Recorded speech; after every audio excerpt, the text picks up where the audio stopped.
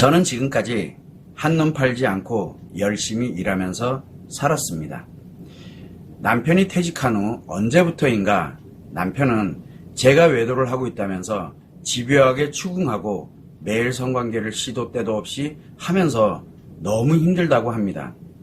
자신은 절대 의처증이 아니고 매일 남자를 만나고 있다는 것을 알고 있다면서 추궁합니다.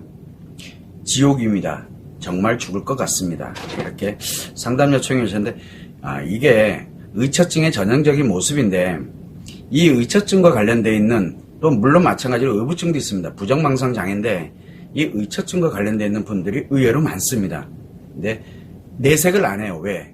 어디가 말하기도 참 창피해요. 왜 그러냐면 나는 외도 안 했는데 나는 누구 아무도 없는데 자꾸 배우자는 계속 그거가 집요하게 들고 파고 묻고 막 이렇게 되면서 추궁을 하게 되니까 계속 집에서는 계속 싸움이 일어나지만 밖에서는 어느 누구에게도 말을 못하게 되다 보니까 매우 힘든 그런 상황으로 보내시는 분들 정말 많습니다. 그런데 이걸 또 외도 문제라고 생각을 안 해요. 그러다 보니까 외도 상담도 안 하게 되죠. 그러니까 어디 가서 상담을 하다 이거는 의심하는 병이니까 이 사람만 괜찮으면 될 것 같아 라고 생각을 하거든요. 그러면서 하루하루를 지옥 같은 곳에서 보내시는 분들이 의외로 많습니다. 진짜 많아요. 여러분들도 언제 어디서 의처증, 의부증, 즉 부정망상 장애가 발생할지 아무도 모릅니다. 자, 이때 지금 전형적인 이제 의처증의 모습인데 일단은 이분에 관련되어 있는 사연을 한번 해석을 해보면 자, 지금까지 내가 살아오면서 한눈 팔지 않고 열심히 살아왔다.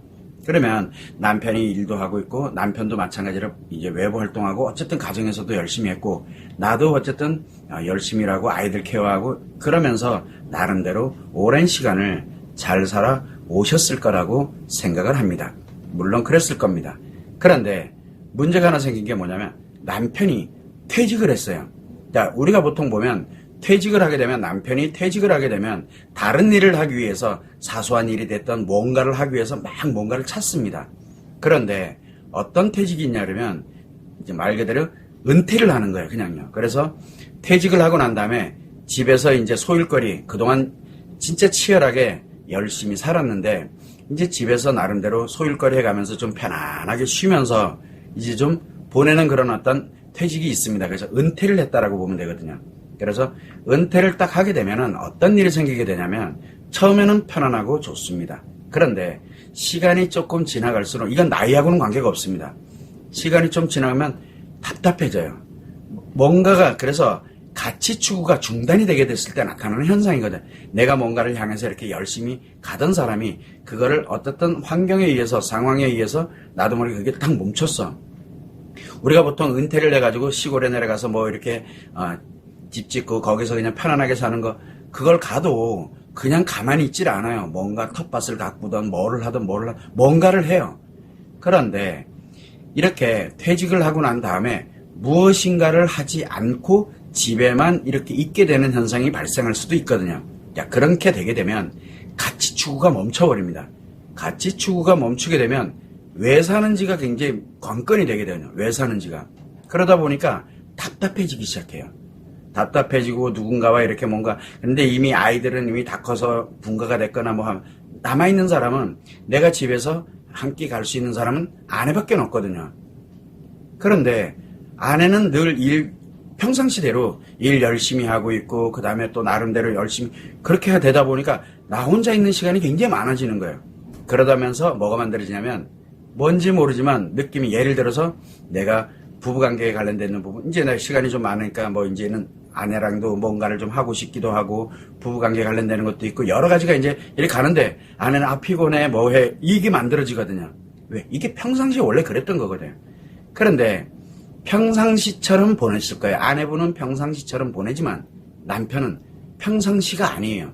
그러다 보니 뭐가 생기게 되면 멈췄어요. 밖에 나가는 일도 없고 그냥 내가 편안하게 나름대로 보내게 되다 보니까 이게 뭐가 좀 아닌 것 같아. 그러니까 평상시에 보니까 평상시에 부부관계도 좀 그랬고 그 다음에 아내가 보니까 평상시에는 못 봤던 모습들이 이제 보이기 시작을 하는 거예요.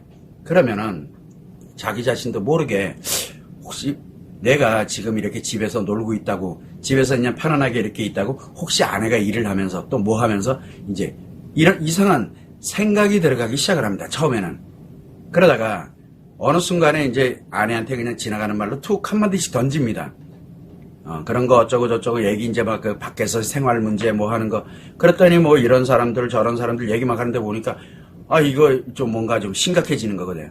부부관계 문제도 그렇고 뭐도 그렇고. 그러다 보니까 언제부터인가 처음에는 이러면 안 되는 대로 생각했던 게 이럴 수도 몰라. 그러다가 좀 더 지나면 이러면 어떡하지? 이렇게 되는 거고 그 다음에는 이제 어쩌면 하고 있을지도 몰라. 그러다가 그 다음에는 분명히 하고 있어. 왜냐하면 아내 오늘 옷 하나 입은 거 가지고도 그 다음에 아내가 원래 평상시 하던 건데 평상시에 몰랐던 것들이거든. 그거 가지고 그 다음부터는 이제 굉장히 집요하게 파기 시작을 합니다.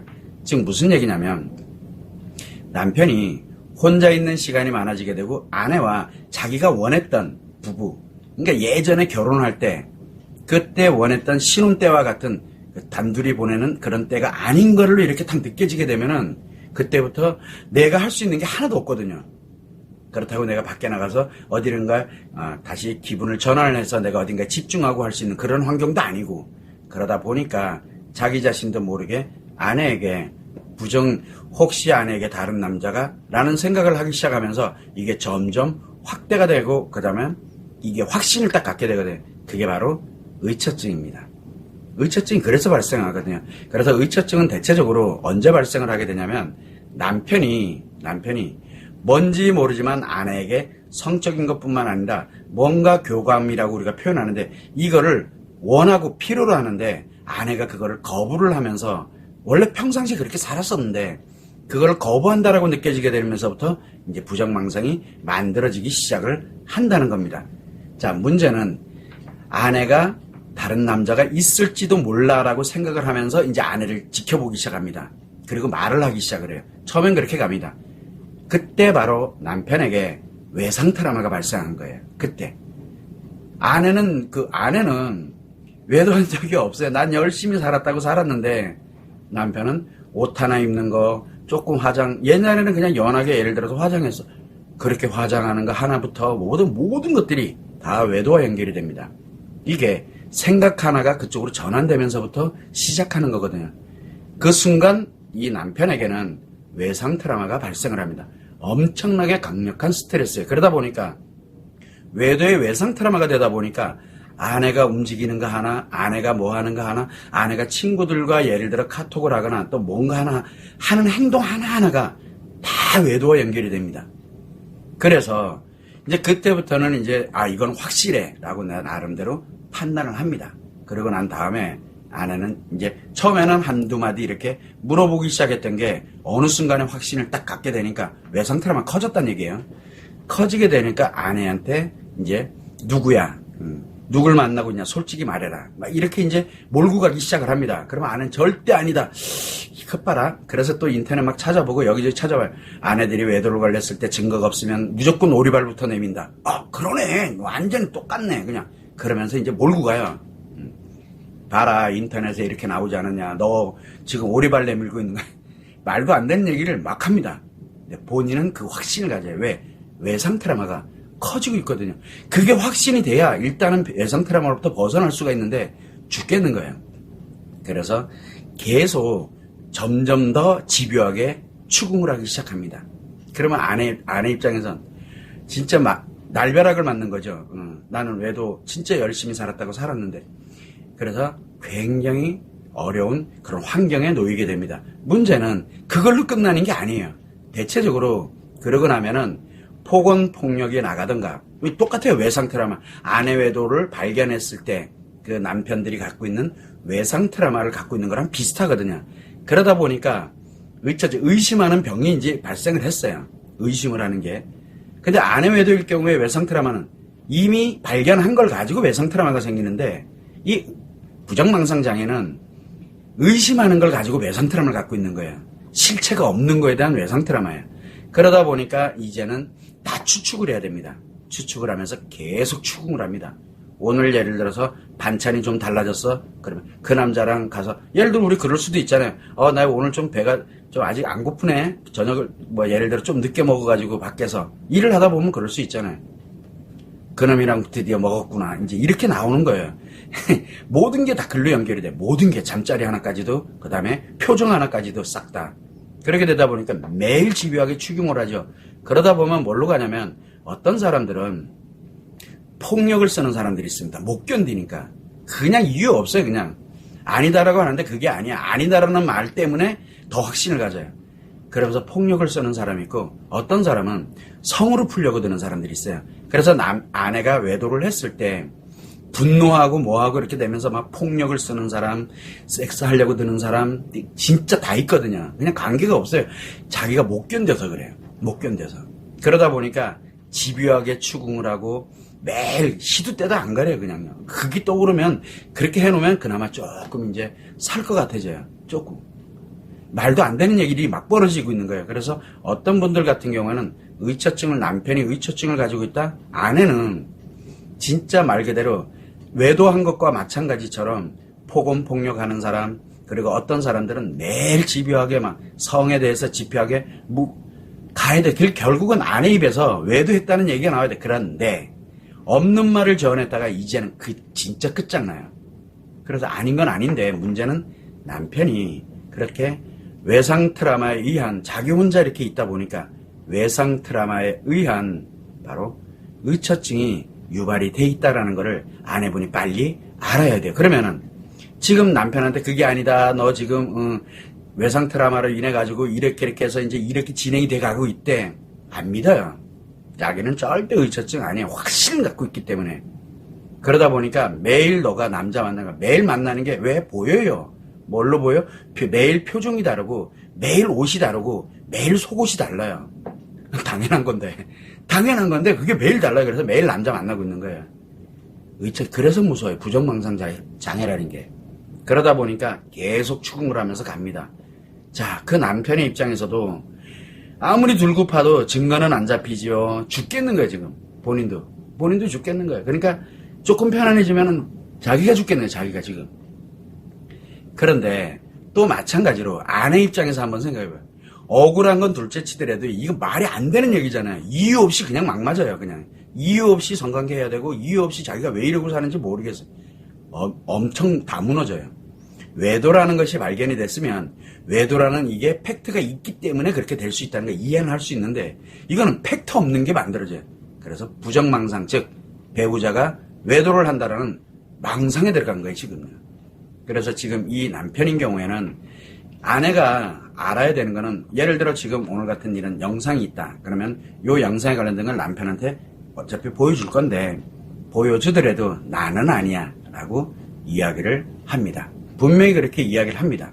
자, 그런데 여기에서 한 가지 분명한 건 진짜 지금처럼 갈 거냐, 내가 외도인지 아닌지, 그리고 정말 이 상태로 가게 되면 내가 못 견딘다. 본인도 못 견디지만 나도 못 견딘다. 그래서 조금 나아졌을 때, 우리 왜 성관계하고 뭐하고 그러면 자기 너무 힘들다 뭐하다라고 얘기할 때가 있거든요. 그럴 때 얘기를 해야 됩니다. 본인도 힘들겠지만 나도 진짜 죽을 것 같이 힘들다. 그러면 언제까지 이렇게 갈 수는 없지 않냐. 그러면 차분하게 이야기하면서 우리 한 번이라도 지금의 상황이 어떤 것인지를 한 번만이라도 우리가 점검이라도 한번 해보자. 일단 기본은 그거부터 시작을 해야 돼요. 그래서 가장 중요한 거는 그 남편의 외상 트라우마, 실체가 없는 외상 트라우마를 치료하는 거예요. 실체 없는 외상 트라우마. 그래서 남편의 외상 트라우마를 치료하려고 하기 위한 설득이 필요합니다. 이때 아내는 분명히 알아야 되는 건 남편이 지금 혼자 있게 되다 보니까, 퇴직을 하고 난 이후에 지금 혼자 있게 되다 보니까 외상 트라우마가 발생하면서 의심을 하면서 외상 트라우마가 생겨서 그게 부정망상으로 진행이 되고 있구나라는 걸 빨리 아셔야 돼요. 남편이 지금 심리가 매우 악화돼 가고 있는 중이거든요. 없는 게 갑자기 만들어지면서 악화되는 거예요. 그래서 남편의 외상 트라우마를 치료하는데 일단은 초점을 맞추고 설득을 하셔야 됩니다. 그래서 이런 경우에는 그냥 단순하게 어떻게 해야지, 이게 어떻게 하더라도 무조건 더 악화돼요, 남편은. 그래서 어떻게 하려고 하는 것보다 남편이랑 이야기를 해서 남편을 설득을 해서 가능하다 그러면은 저에게 이메일로 외도상담 신청서를 작성을 해서 보내주시게 되면 제가 거기에 상세하게 남편과 꼭 같이 보세요 하고 답변을 제가 보내드릴 겁니다. 그러면 그런 곳에는 제가 반드시 따라 들어가는 게 면담 상담에 관련된 내용이 아마 언급이 될 겁니다. 그런 경우에는 제가 대부분 면담 상담이 언급이 돼요. 그래서 남편을 본인이 설득을 한다, 설득이 안 됩니다. 그러나 이 계기는 만들어줘야 되거든요. 그래서 지금 이분은 무엇을 해도 더 악화될 뿐입니다. 그래서 가능하다면 도움을 받으셔야 되는데 일단은 남편이 조금 안정이 됐을 때 그때 차분하게 얘기해서 우리가 이런 거를 한번 해보자. 그래서 내가 신청을 한번 해볼게 해서 이메일 외도상담 신청서를 보내주시게 되면 좀 내용을 쓰면 돼. 있는 그대로를. 그러면 제가 답변을 보내드리면 거기에 답변의 내용이 들어갈 겁니다. 근데 어떤 분들은 뭐냐면 너 그 사람이랑 어떤 관계야? 저랑 어떤 관계냐고 물어보는 사람도 실제 있어요. 가서 이미 짜고 온 거지. 막 이렇게 얘기도 하고 그래요. 그만큼 부정망상장애가 매우 위험하다는 걸 사람들은 모릅니다. 근데 잘하면 되겠지. 내가 잘 대처하면 되겠지. 내가 외도 안 하면 되겠지. 라고 아니에요. 점점 악화됩니다. 결국은 못 살아요. 둘이요. 파괴돼요. 이게 부정망상장애의 핵심입니다. 근데 부정망상은 왜 나오느냐? 의심하는 순간 외상 트라우마가 발생하면서 그게 망상장애로 전환이 되는 겁니다. 왜? 실체가 없으니까요. 그래서 우리가 사람들이 얘기를 합니다. 남편이 외도를 하는 것 같아. 아내가 외도를 하는 것 같아. 그러면 의심을 딱 하게 됩니다. 곤두쓴다 그러죠. 그때 외상 트라우마가 발생을 합니다. 그런데 아무리 잡으려고 해도 증거가 안 잡히는 거예요. 증거가. 실질적인 증거, 정황은 있는데 얼굴이 바뀌고 표정이 바뀌고 그 다음에 옷이 늘 바뀌고 뭐가 바뀌고 표정이 있는데 원래는 관심이 없었는데 이제 관심을 보니까 매일 그러고 있는 거예요. 사실은 그게 일상이었는데. 그래서 그런 망상으로 한번 들어가게 되면 본인 스스로도 못 나오고 주변에서도 어떻게 해줄 수가 없어요. 그럴 때는 설득을 해서 가능하다 그러면은 할 수 있는 환경을 만들어주는 게 매우 중요합니다. 그래서 무엇인가를 하려고 하면 할수록 더 악화됩니다. 그래서 어쩔 수는 없지만 그래서 좀 남편이 안정이 됐을 때 이야기를 하고 설득을 하고 미리 그러면 이메일에 관련되는 걸 보내오시면은 제가 거기에 따라서 두 분이 같이 보실 수 있는 그 내용을 제가 정리를 해서 제가 보내드리게 됩니다. 그러고 난 다음에 필요하다 생각이 들면 자기도 본인도 너무 힘드니까 필요하다 생각이 들면 한번 가보자 진짜 해서 치료할 수 있는 환경을 만들어 주셔야 됩니다. 그리고 옆에서 아내분이 조금만 도와주시면은 남편은 치료가 어렵지 않게 될 수가 있습니다. 시작하기가 어려워서 그렇지 이 망상장애 있는 사람들은 치료하기 시작하는 자체가 어려워서 그렇지 시작되면 굉장히 빠르게 치료되거든요.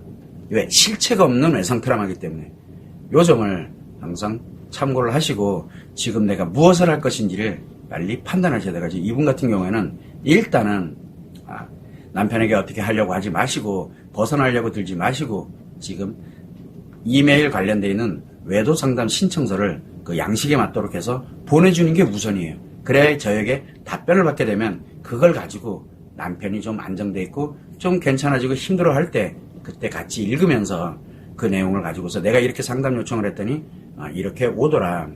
나도 너무 힘들다. 당신도 힘들지 않느냐 해서 그걸 보면서 그럼 한번 우리가 가서 직접 만나서 한번 이야기를 나눠보자. 그렇게 해서 오시는 게 훨씬 낫습니다. 이 점을 꼭 감안을 하셔야 돼요. 지금은 내 치료가 문제가 아니고 나는 치료할 게 없어요. 문제는 뭐냐면 배우자, 망상장애를 갖고 있는 배우자의 외상 트라우마를 치료해야 되기 때문에 설득하는 게 매우 중요합니다. 이 점을 꼭 참고를 하시면 좋겠습니다.